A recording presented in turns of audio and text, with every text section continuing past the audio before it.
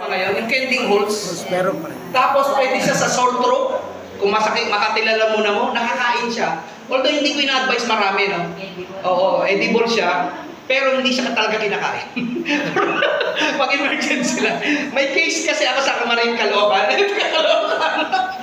Meron sila, wala yata silang pambiling gamot sa ubo, sa sipon, no? Yung anak niya raw, pag may ubo sipon, eto, pinapakain niya. Wala yung iba, pati sakit ng tiyan, no? Wala raw. Pati lagnat. Pati lagnat, hindi nga, totoo? Ayaw, grabe ka naman, pati lagnat. Sobra na yan,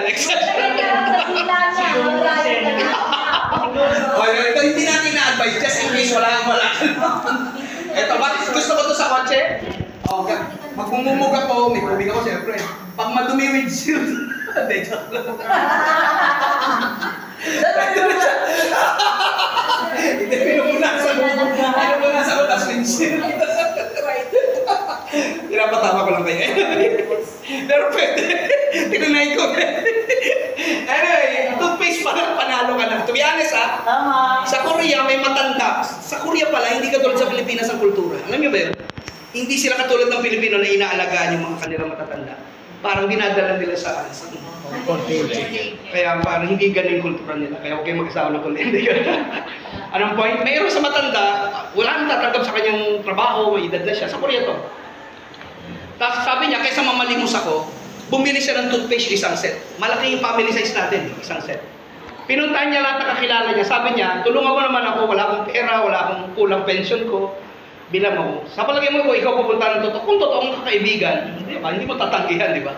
Dumating yung time, sabi niya, kaysa mamalimos ako, ito na lang. Galing sa Korea, mga matatanda lang. O yun, tama si Sir, tama, oo. Siya, wala siyang trabaho. Alam niyo po, sa dami ng binentahan niya, iniwanan niya ng calling card. Sabi niya, pag maganda yan, balikan mo ko. Sa akin ka bibigay. Alam niyo, almost 90%. Ngayon po, isa na sa Crown Master. 3 to 4 million a month ang kinikita. Palakpakan niyo naman yun. Ang dami namin case. The product will speak for itself. Pag nasubukan yung product, Ano kaya ang million yun? Won o peso? ano po? Watch it. Kasi pag won magkano lang yun, di ba? Hindi. Ano yung, million sa peso na yan. Peso na yan. Yung toothbrush natin, antibacterial. Kasi isa sa cause pala ng gingivitis, yung matalim na bristle, at the same time, may walang antibacterial. Ang toothbrush pala, pag nagpa-flush ka pala ng CR, I think napanood yung panahon ng COVID, pag nag-hatching ng tao, nagsasalita, yung layo na.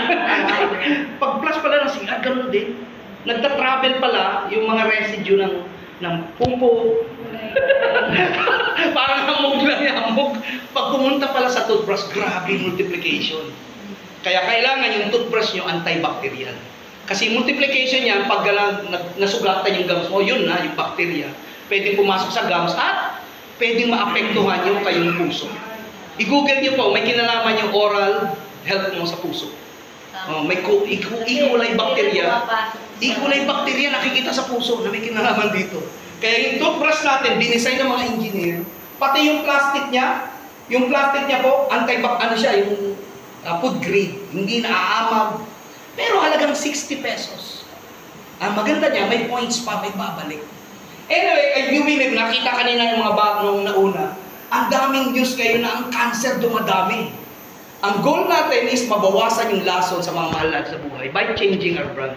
Pag ginawa, ayan, nasabi ko na ito kanina, toxic chemical according sa Environmental Protection Agency, toxic chemical in household cleaners are 3 times more likely to cause cancer than air pollution. Cancer rates, chemicals commonly found in homes, 150 been linked to allergies, birth defects, cancer, psychological abnormalities. Brain cancer, may kinalaman sa toxic chemicals.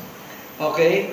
26 seconds after exposure to chemicals such as cleaning products, traces of these chemicals can be found in every organ in the body. Guys, panahon na para mag-isip tayo, bakit ang dami may cancer? Isa pa to, yung kinakain nating prutas at gulay, punong-puno ng pesticides. Wala tayong choice unless may sarili kang pataniman, no? Bihira meron yan. Ang good news, yung lahat ng yan, mga vegetarian. Actually, doon ako nakamit na kayo, vegetarian, 2 magkapatid. Landlord namin ng Gouda. Doon na rin yung Gouda.